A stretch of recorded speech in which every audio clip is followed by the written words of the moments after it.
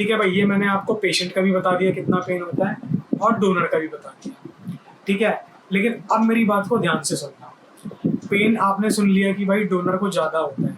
अगर कोई donor kidney दान करने वाला है अपने किसी फैमिली मेम्बर को, किसी का ट्रांसप्लांट होने वाला है, तो भाई देखो मेरी बात सुनना ध्यान से, दिमाग से सुनना।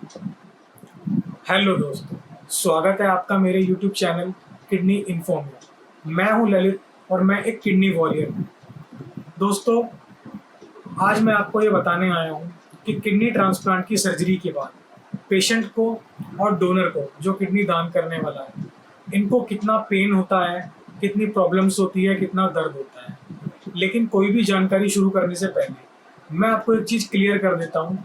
देखो दोस्तों, ना मैं कोई डॉक्टर हूँ और ना ही मैं कोई इस फील्ड का स्पेशलिस्ट हूँ। मैं सिर्फ एक किडनी वॉरियर हूँ। मैं किडनी पेशेंट रह चुका हूँ और अब मेरा किडनी ट्रांसप्लांट हो चुका है। मैं सिर्फ अपना एक्सपीरियंस आप लोगों के साथ शेयर करने आता हूँ ताकि आप लोगों में अवेयरनेस आए, आप लोगों को इस बारे में जानकारी मिले, आप लोग जागरूक हो जाएं और समय रहते इस प्रॉब्लम से बच पाएं। तो दोस्तों शुरू करते हैं।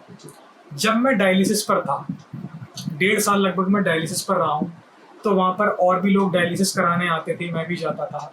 सब लोगों की आपस में बातें होती थी एक दूसरे से, सब लोग अपनी बातें शेयर करते थे।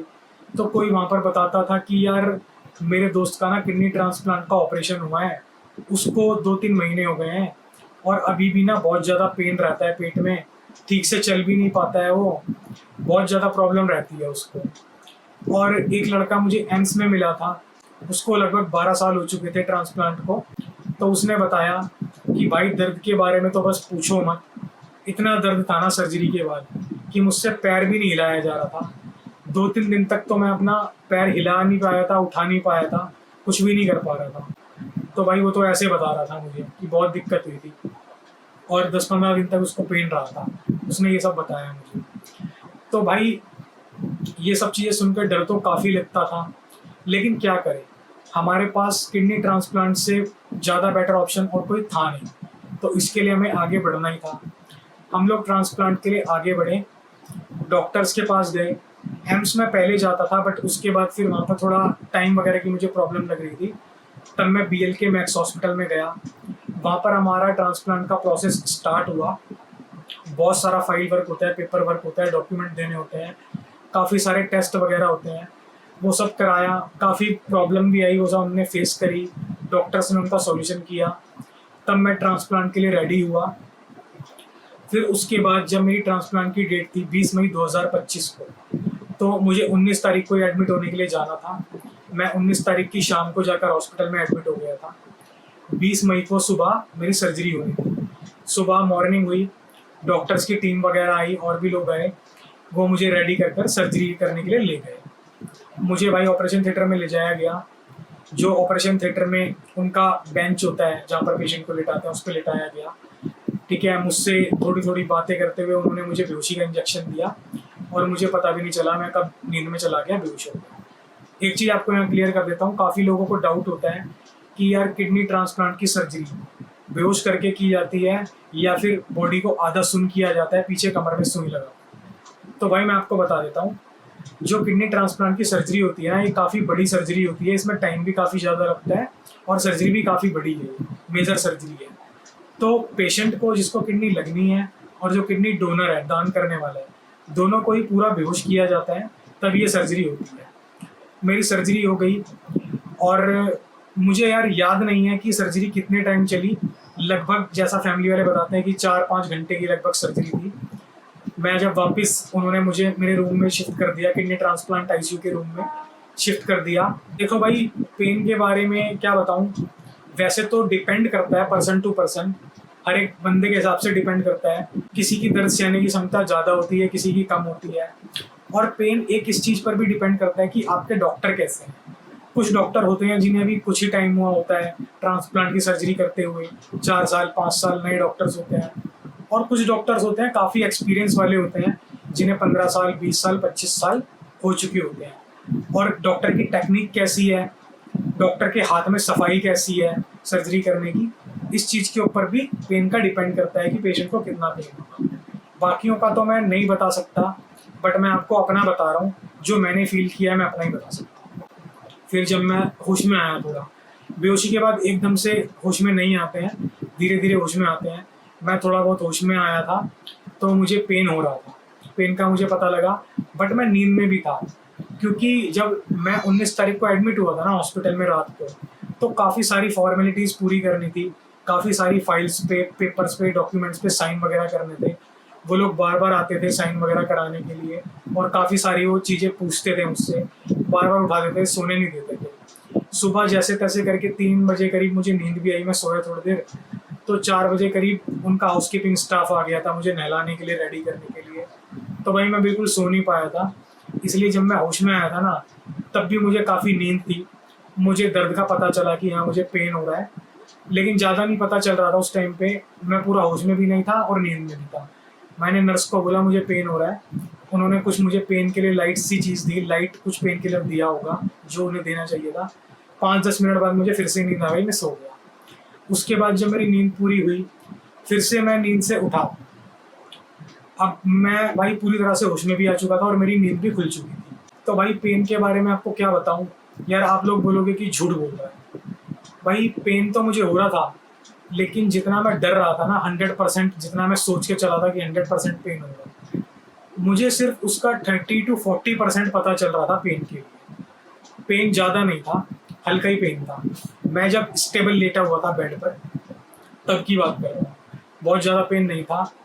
फिर भी मैं उन्हें बोल रहा था कि मुझे पेन हो रहा था, वो लोग पेन के लिए कुछ ना कुछ दे रहे थे मुझे, और उससे रिलीफ भी मिल रहा था। और अगर वो नहीं भी देते ना, तो भी पेन मुझे ज़्यादा था नहीं, मैं सहन कर सकता था, इतना पेन था। ये मैं फर्स्ट डे की बात कर रहा हूँ जब मेरी सर्जरी हुई थी। फर्स्ट डे तो मैं फिर लेटा ही रहा था, स्टेबल लेटा हुआ था, मैं हिला भी नहीं था अपनी जगह से। फिर भाई बारी आई सेकंड डे की।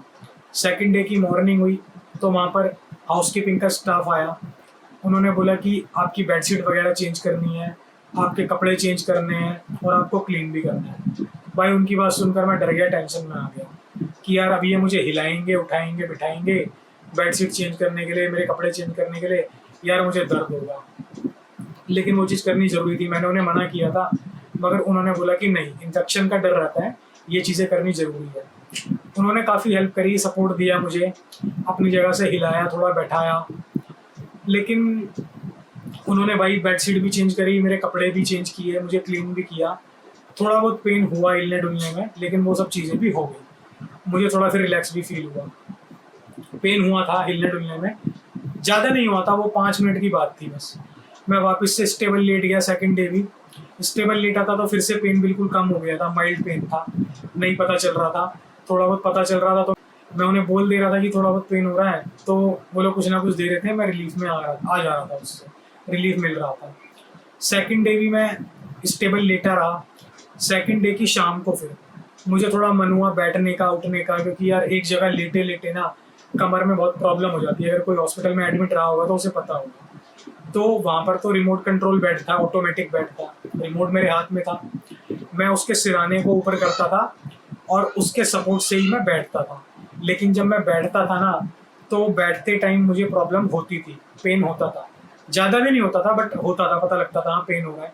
बहुत धीरे धीरे मैं बेड के सिराने को ऊपर करता था रिमोट कंट्रोल से, और फिर थोड़ी देर बैठकर वापस मैं उसको पीछे बैक कर लेता था और लेट जाता था। उठने में, बैठने में, लेटने में पेन था मुझे। सेकंड डे की शाम की बात कर रहा हूँ ये। जब खाना आता था, खाने पीने के लिए कुछ, तो भी बैठना पड़ता था, तो पेन होता था, ज़्यादा नहीं होता था लेकिन होता था। फिर बारी आई थर्ड डे की। थर्ड डे फिर से बेडशीट वगैरह चेंज करनी थी और क्लीन भी करना था मुझे, कपड़े भी चेंज करने थे। लेकिन तब तक तो मेरा डर निकल चुका था, क्योंकि एक बार ऐसा हो चुका था पहले सेकंड डे में ही। तो फिर उन्होंने मुझे, हाउसकीपिंग स्टाफ ने सपोर्ट किया, बेडशीट वगैरह चेंज करी, कपड़े चेंज किए। थोड़ा बहुत दर्द हुआ, कोई बात नहीं, 5 मिनट की बात थी। फिर मैं वापस से लेट गया थर्ड डे। फिर उन्होंने मुझे बोला कि अब आपको वॉक कराना है।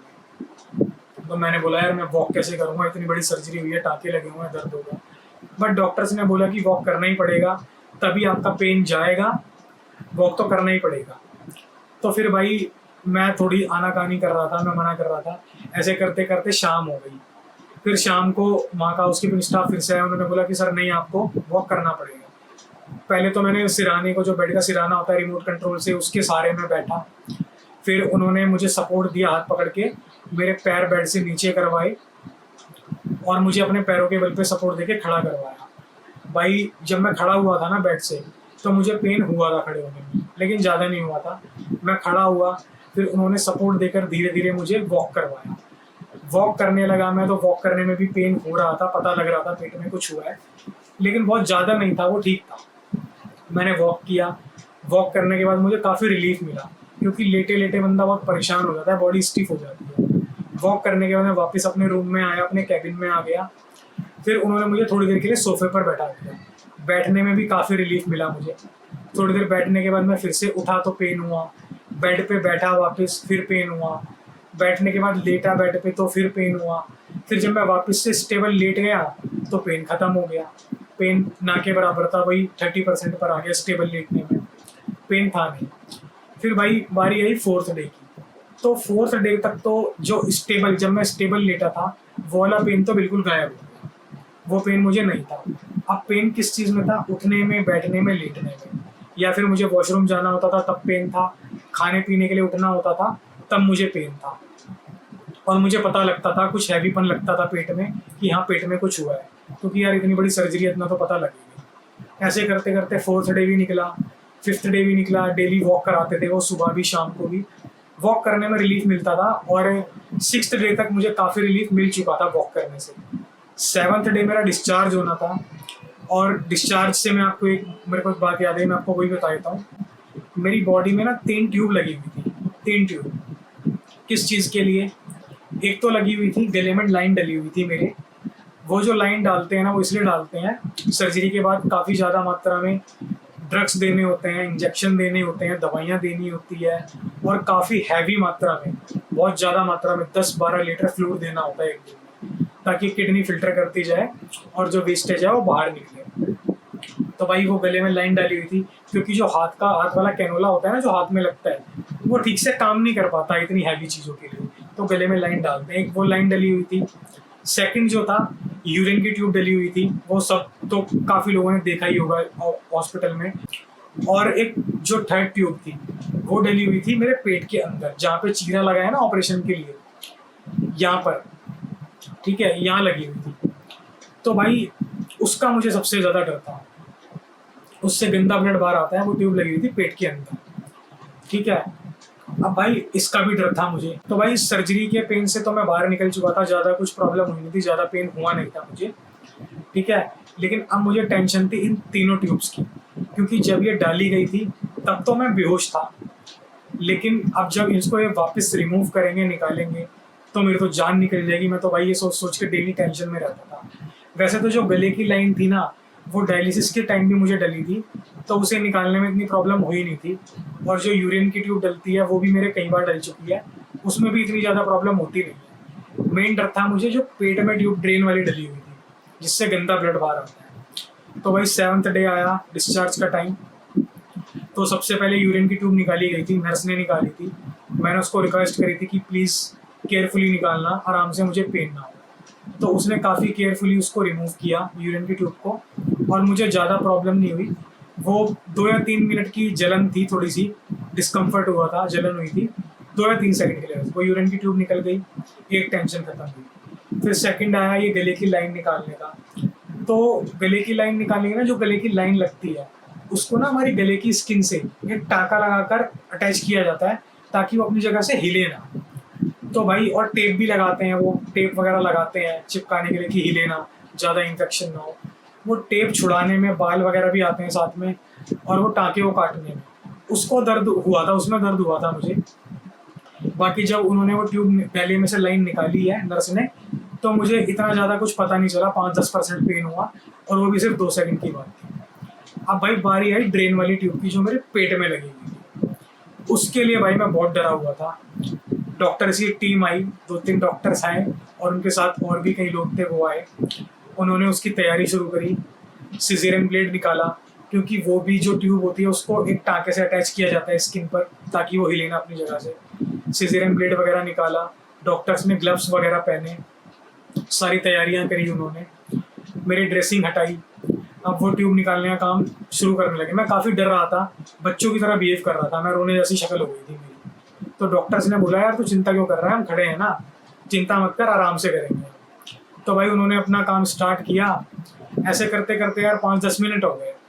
तो मैंने उनको बोला क्या हो गया सर, कब तक निकलेगी, अभी तक निकली ही नहीं क्या? मैंने उनसे पूछा कि अभी तक निकली नहीं क्या?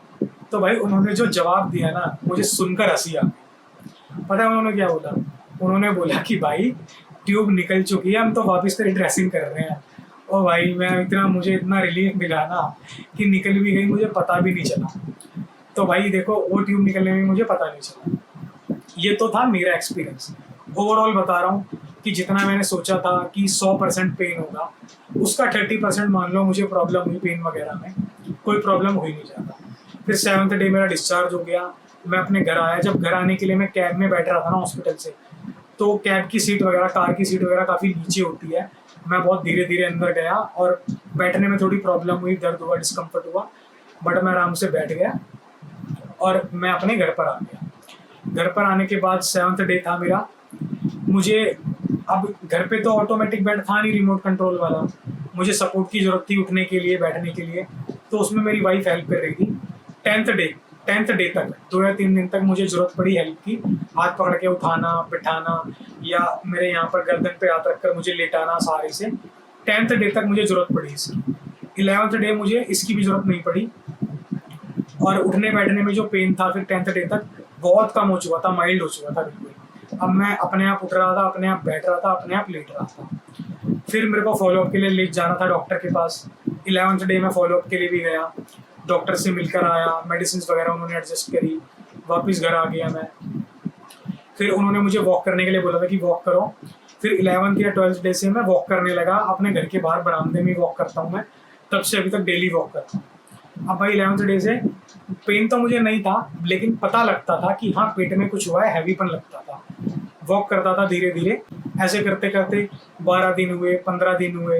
15 दिन तक पता लगना और कम हो गया, मुझे पता नहीं लगता था कि पेट में कुछ है। जब उठता बैठता था तो पता चलता था, वॉक करता था तो पता चलता था, वैसे कुछ नहीं पता चलता था, पेन भी बिल्कुल नहीं होता था। ऐसे करते करते 15 दिन, 20 दिन, 25 दिन निकल गए। जब 1 महीना पूरा हो गया तो अब मुझे वॉक करने में भी पता नहीं चलता कि पेट में कुछ हुआ है या नहीं हुआ है, कुछ नहीं पता चलता। अब लगभग पूरे 50 डेज हो चुके हैं मुझे, और मैं वॉक करता हूँ, और धीरे धीरे नहीं, बहुत तेज तेज चलकर वॉक करता हूँ मैं, ताकि बॉडी की थोड़ी एक्सरसाइज हो, थोड़ा पसीना भी निकले।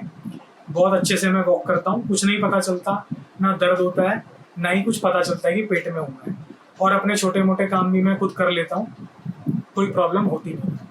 तो भाई ये तो था मेरा एक्सपीरियंस कि किडनी ट्रांसप्लांट की सर्जरी के बाद मुझे कितना पेन हुआ। ठीक है, अब बात कर लेते हैं डोनर की, जो किडनी दान करता है। तो भाई देखो, उसके लिए ना डॉक्टर ने हमें पहले ही बता दिया था कि जो डोनर है उसको तो प्रॉब्लम होगी। उसका रीज़न क्या है मैं आपको बताता हूँ। देखो, जो हमारी किडनी होती है ना, किडनी बैक साइड में होती है। देखो, किडनी होती है हमारी यहाँ बैक साइड में, पीठ में, और ऑपरेशन होता है यहाँ फ्रंट साइड से। और जो रिसिपेंट होता है पेशेंट, उसको किडनी भी यहीं लगाई जाती है। ठीक है, अब भाई मुझे तो किडनी आगे लगाई गई थी, इसलिए शायद मुझे इतनी प्रॉब्लम नहीं हुई। और जो मेरे डॉक्टर हैं जिन्होंने मेरी सर्जरी की, वो काफ़ी एक्सपीरियंस वाले डॉक्टर हैं, काफ़ी टाइम से ट्रांसप्लांट कर रहे हैं। और उनके हाथ में, भाई उनकी टेक्निक ऐसी है, उनके हाथ में सफाई भी बहुत अच्छी है कि मुझे पेन हुआ नहीं बिल्कुल भी। और मैं आपको अपना कट दिखाऊंगा ना, कट भी बहुत छोटा लगा है, दिखा देता हूँ मैं आपको। ये देखो भाई, ये कट है, और ये अपना बिल्कुल ठीक भी हो चुका है। मैं ऐसे हाथ लगाता हूँ ना, बिल्कुल प्लेन है, ये कोई प्रॉब्लम इसमें लगती नहीं है। तो भाई उन डॉक्टर के हाथ में काफ़ी सफाई है, इसलिए मुझे पेन भी ज़्यादा नहीं हुआ। और ये मेरा जो कट लगा हुआ है, ये भी ठीक हो गया, 1 महीने के अंदर ठीक हो गया था ये। ठीक है, तो अब बात करते हैं डोनर की। डोनर का डॉक्टर ने पहले ही बता दिया था। ठीक है भाई, अब मेरी मम्मी ने मुझे किडनी डोनेट की है, तो अब मम्मी के बारे में बता रहा हूँ। उस टाइम तो मैंने मम्मी को देखा नहीं था, ना मैं मिल पाया था, क्योंकि मैं अलग अपने आईसीयू में था, मम्मी अलग रूम में थी। तो भाई घर पर आने के बाद फैमिली वालों ने बताया था, मुझे पता चला मम्मी को काफ़ी ज़्यादा पेन हो रहा था। 3-4 दिन तक तो उन्हें बहुत प्रॉब्लम हुई थी, बहुत ज़्यादा प्रॉब्लम। ठीक है, बट ये भी डिपेंड करता है पर्सन टू पर्सन, किसी की सहन शक्ति ज़्यादा है, किसी की कम है, तो इस हिसाब से मम्मी को काफ़ी ज़्यादा प्रॉब्लम हो रही थी। खाना वगैरह खाने में भी प्रॉब्लम हो रही थी, पेट में गैस वगैरह काफ़ी बन रही थी, बट वहाँ पर डॉक्टरों ने जैसे तैसे हैंडल किया। फिर 5th डे मम्मी को डिस्चार्ज कर दिया गया था। जब मम्मी डिस्चार्ज होकर घर पे आई ना, तब भी मम्मी को काफ़ी ज़्यादा प्रॉब्लम थी, बहुत ज़्यादा प्रॉब्लम थी। बट ऐसा सबके साथ नहीं होता है। मैं जब फॉलोअप के लिए दोबारा गया था ना वहाँ पर हॉस्पिटल में, तो मुझे एक आंटी मिली थी जिन्होंने अपने हस्बैंड को किडनी डोनेट करी थी। वो मेरे सामने वाले कैबिन में ही एडमिट थे अंकल। तो उनकी वाइफ को तो कोई इतनी प्रॉब्लम थी नहीं, वो नॉर्मल थी। अब वही बात है ना, सबकी बॉडी अलग अलग है तो उस हिसाब से। बट मेरी मम्मी को काफ़ी ज़्यादा प्रॉब्लम थी और मम्मी को प्रॉब्लम अभी तक है। अभी 50 डे हो चुके हैं, बट जो उनकी प्रॉब्लम है ना, जैसे मान लो पहले 100% थी, तो अब वो प्रॉब्लम 20% तक रह गई है, धीरे धीरे कम होती जा रही है और डॉक्टर ने बोला है कि वो कम हो जाएगी। अब यार देखो, किडनी बैक साइड में होती है, फ्रंट साइड से ऑपरेशन करना है, इतनी बैक साइड से गहराई में जाके किडनी को बाहर निकालना है, ठीक है, और एक अंदर का ऑर्गन निकला है किसी का, रिमूव किया गया है, तो पेन तो यार हो गई और डॉक्टर ने पहले ही बता भी दिया था। तो भाई ये मैंने आपको बता दी डोनर की बात, ठीक है। बाकी जो हमारी रिपोर्ट्स वगैरह हैं वो सब नॉर्मल है, थोड़ा बहुत ऊंच नीच है रिपोर्ट्स में। अब इतनी बड़ी सर्जरी हुई है, वो तो हो गई, वो धीरे धीरे टाइम के साथ ठीक हो जाएगा, ठीक है भाई। ये मैंने आपको पेशेंट का भी बता दिया कितना पेन होता है और डोनर का भी बता दिया, ठीक है। लेकिन अब मेरी बात को ध्यान से सुनना। पेन आपने सुन लिया कि भाई डोनर को ज़्यादा होता है। अगर कोई डोनर किडनी दान करने वाला है अपने किसी फैमिली मेम्बर को, किसी का ट्रांसप्लांट होने वाला है, तो भाई देखो मेरी बात सुनना ध्यान से, दिमाग से सुनना। ये जो दर्द होता है ना, ये उस दर्द के मुकाबले कुछ भी नहीं है जब आपका फैमिली मेम्बर या आप खुद डायलिसिस पर होते हो। पता ही होगा जिसके घर में डायलिसिस हो रही होगी, रोज जाना डायलिसिस के लिए, और साथ में किसी और एक बंदे को भी जाना पड़ता है, ठीक है। डेली डायलिसिस, जब डेली तो नहीं, हफ्ते में 2 या 3 बार होती है, जाना पड़ता है, साथ में डायलिसिस होती है। और डायलिसिस में कितने सारे कॉम्प्लिकेशंस आते हैं, किसी को बॉडी में क्रैम्प्स आते हैं, किसी का शुगर डाउन हो जाता है, किसी का बीपी डाउन हो जाता है, क्रैम्प्स आते हैं, भाई बहुत प्रॉब्लम होती है। दूसरी चीज़, जो डायलिसिस की निडल होती है ना भाई, जो नॉर्मल इंजेक्शन होता है ना, उसको 5 गुना कर लो। इतनी मोटी निडल होती है जो हाथ में लगाई जाती है फिस्टुला में। मैं आपको अपना दिखा देता हूँ कहाँ लगती थी निडल। ये देखो भाई, ये 2 निशान दिख रहे हैं, एक ये और ये। एक निडल यहाँ लगती थी, एक यहाँ पर लगती थी। एक लगती है ब्लड आने के लिए, एक वापस फिल्टर ब्लड होकर जाने के लिए।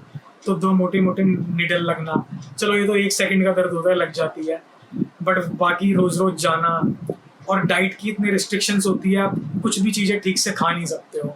और सबसे ज़्यादा प्रॉब्लम पानी की, भाई पानी के लिए तरस जाते हैं, डायलिसिस वालों को पता ही होगा, ठीक है। तो ये दर्द जो डोनर को होता है या पेशेंट को भी होता है, ये दर्द तो कुछ टाइम का है, ये दर्द उसके आगे कुछ भी नहीं है जो डायलिसिस पर होता है। और पता है, मैं बहुत ज़्यादा दुखी हो रहा था अपनी मम्मी को देखकर कि यार गलतियाँ पहले मैंने करी, मेरी गलतियों की वजह से मेरी किडनी खराब हुई और दर्द मेरी मम्मी झेल रही है।